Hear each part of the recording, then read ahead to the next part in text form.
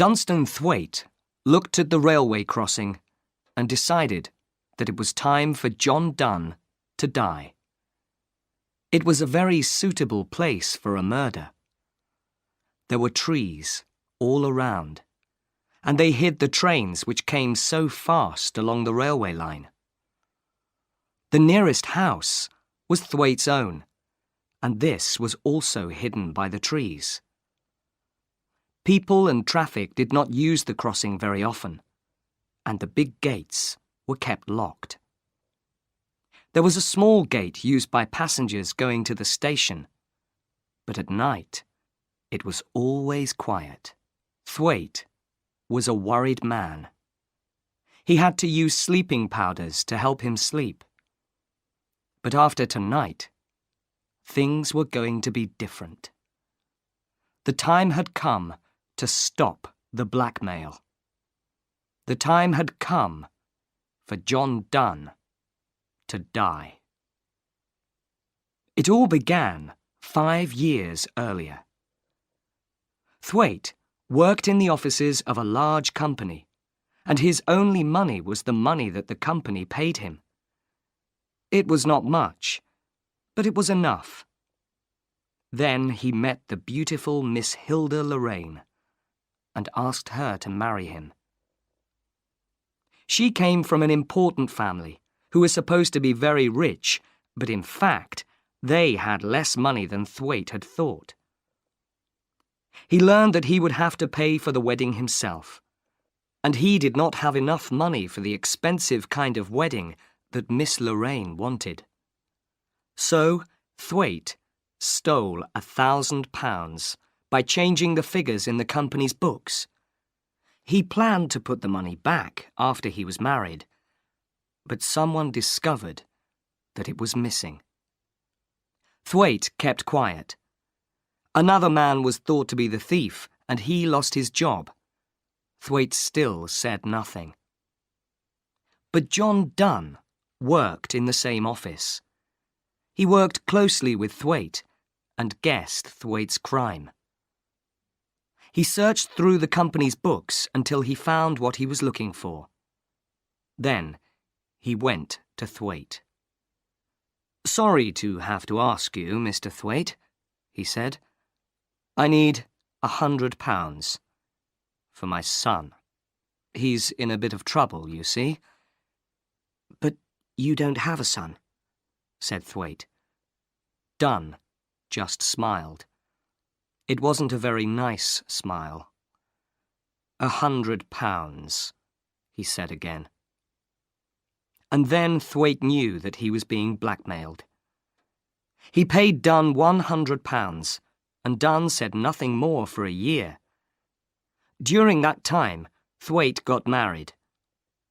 Then the day came when Donne asked him for more money. £250, he said to Thwaite. "I can't pay," began Thwaite. But he did. Either he paid or he went to prison. It went on for 5 years, and each time Donne wanted more money. Thwaite found it difficult to live on the money that he was left with. His wife liked expensive things. An expensive house, an expensive car, visits to expensive restaurants. She also discovered that some of the money her husband was paid each year seemed to disappear. He tried to lie about it, but he knew that she thought he was paying to keep another woman. Oh, how he hated John Donne. Something must happen. And then he remembered the railway crossing. It was not a new idea.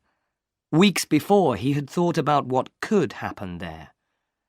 The idea came when the doctor gave him some powders to help him sleep. He thought about giving Donne enough of them to kill him. But then he got a better idea. Although he was afraid, Thwaite slowly realized that murder was the only answer to his problem. Then Donne asked for more money. £500, Mr. Thwaite, Dunn told him. 500, said Thwaite. Why not ask for the moon? You'll get neither one nor the other. 500, repeated Dunn calmly. It was then that Thwaite decided to murder the other man. He pretended to think about the money for a moment. Then he said, "Come to my house tomorrow night, and we'll talk." He remembered his wife was going to be away in London all night.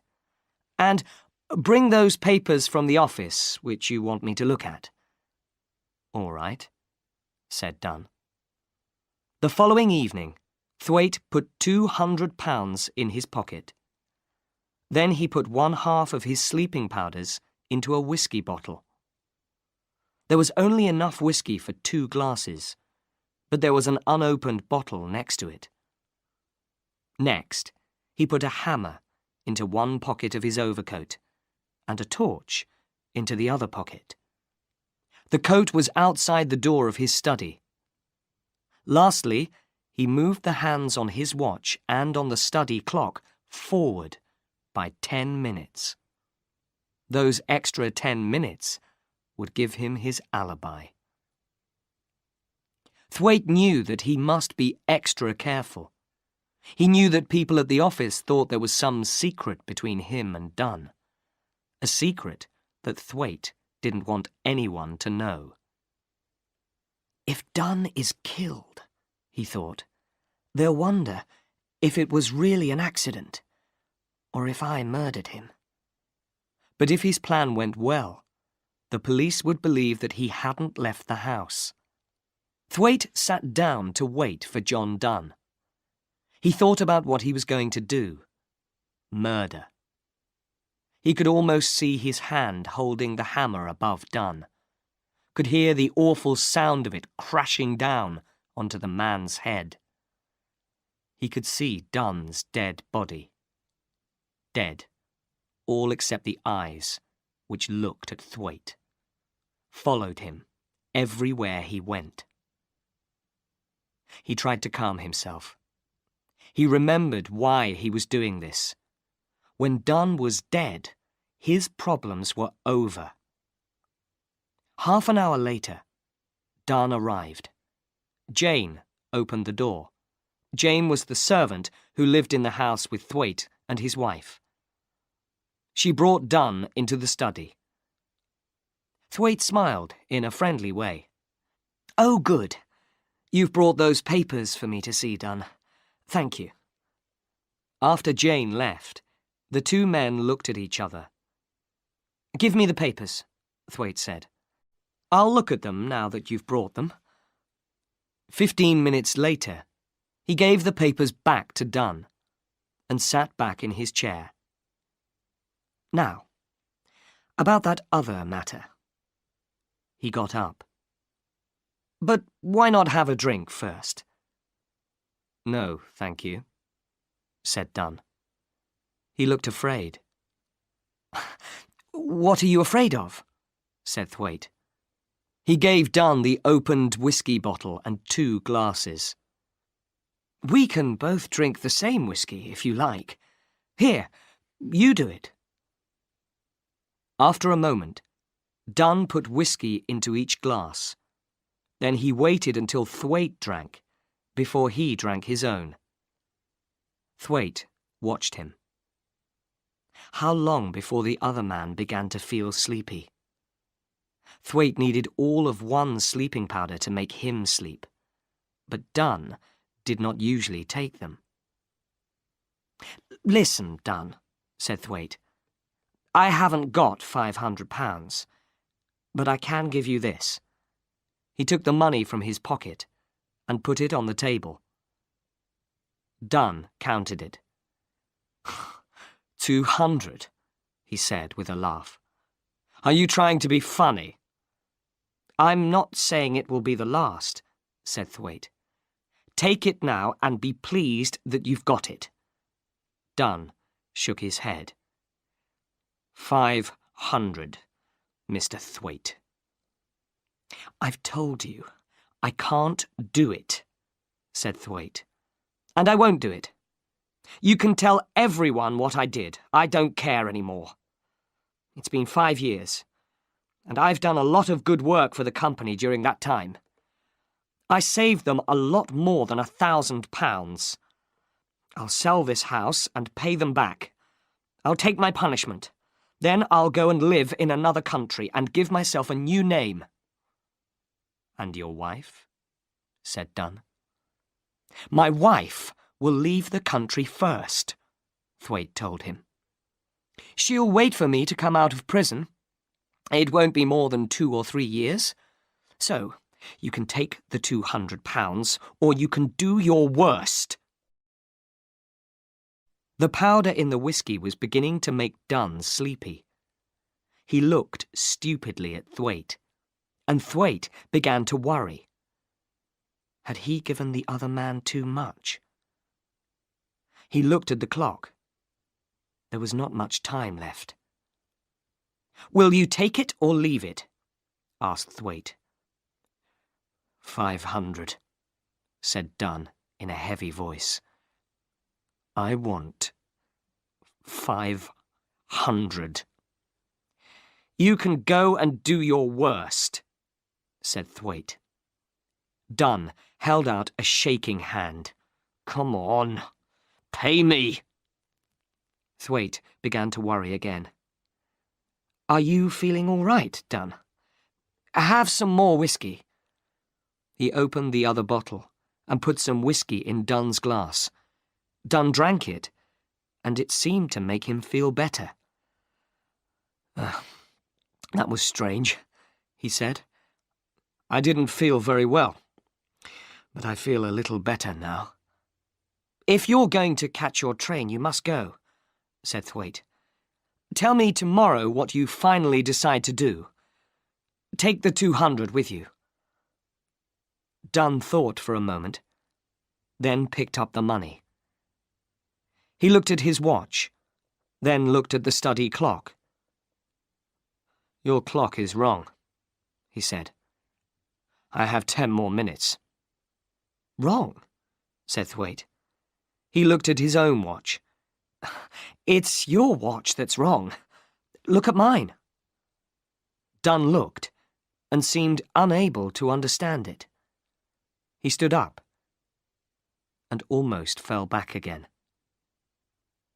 Thwaite hid a smile. This was how he wanted Dunn to be. "You're not feeling well," he said. "I'll take you to the station. Wait until I get my coat." Now that the time was here, Thwaite felt cool and calm. He put on his coat, feeling the hammer in the pocket, then went back into the study. "We'll go out this way," he said. There was a side door from the study into the garden. Thwaite closed it silently, and it locked automatically behind him. It was his plan to return that way, go in quietly again, and then to change the clock and his watch back to the right time. Then he would shout, "Good night," and close the front door very loudly, pretending that somebody had left just then. Next, he would call Jane and ask for some coffee, making sure that she saw the clock. Then, if the police asked her later, Jane could say that Thwaite did not leave the house and that Dunn went to catch his train at the right time. It was a dry night, but very dark. A train carrying freight went slowly by. Thwaite smiled to himself. There were plenty of freight trains at that time of the night. He needed one of them to hide his crime for him. He planned to hit Dunn on the head with the hammer, then put his body on the railway line. A freight train would do the rest. Slowly the two men walked on, Thwaite holding Dunn's arm. A light wind moved among the trees. Thwaite gently pushed the half-asleep Dunn forwards. He put his hand into his pocket for the hammer and stopped. His keys. They were still inside the house, and he could not get back in without them. He would have to ring the front door bell. His alibi was destroyed. It was a bad mistake. Everything was wrong now. He couldn't go on with the murder. Most murderers make mistakes, thought Thwaite, trying to calm himself. I've been the same. But he was shaking with fear as he thought about the mistake. Suddenly he could not walk another step with Dunn. "Good night," he said to the other man. And before they reached the crossing, he turned and walked back to the house. For 10 minutes, Thwaite walked up and down outside until he began to feel calm again. Then he rang the bell. A few moments later, Jane opened the door. "Thank you, Jane," he said. "I went to see Mr. Dunn over the crossing, and I forgot my keys." He went to bed a happier man. He was not a murderer. When he was eating his breakfast the next morning, he decided what to do. "I'll tell them at the office that I stole the £1,000, he said to himself.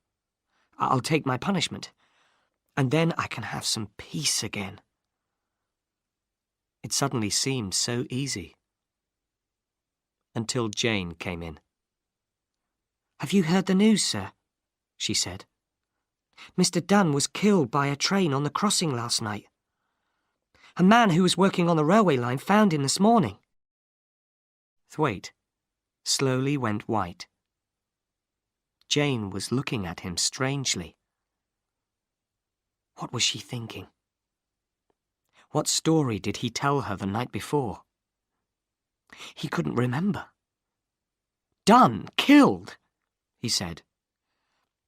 "How terrible, Jane. I'll go down." The body was in a small railway building near the line. There was a policeman outside. "A sad accident, Mr. Thwaite," the policeman said. "You knew the man, didn't you, sir?" "He worked in my office," replied Thwaite. "He was with me last night, discussing business. I suppose this happened on his way home. It's terrible." "It's very sad, sir," said the policeman. "But accidents will happen." "I know that," said Thwaite. "But I wish he hadn't drunk so much of my whiskey. I was going to walk with him to the station." The policeman looked closely at Thwaite. "And did you, sir?" "No," said Thwaite. "The cold night air seemed to make him feel better. I turned back before the crossing." The policeman said no more. But later that day, 2 more policemen came to the office. "Have they talked to Jane?" wondered Thwaite. Again he told them, "I left Dunn before we reached the railway crossing." They wrote down what he said to them, then went away. Next day, they came back. There were things that Thwaite could not explain to them. Why did the whiskey bottle contain what was left of a sleeping powder? Why was the study clock wrong by 10 minutes? At dinner time earlier on the same evening, Jane had noticed that it was right. And why was a hammer found in his overcoat pocket? Then the police found papers in Dunn's house. The handwriting on them was Dunn's. It told the story of Thwaite and the £1,000, and it told how Thwaite was a thief. The police then discovered that money taken from Thwaite's bank account over the last 5 years always appeared a few days later in Dunn's bank book. Lastly, the time of death was known to be 10:30 p.m., because Dunn's blood was found on the train that went through the railway crossing at that time. It was also 7 minutes before Jane opened the front door to let Thwaite back in. At first, Thwaite had no answers to all their questions. Finally, on his last morning, he told them the true story. Then he went to his death, bravely.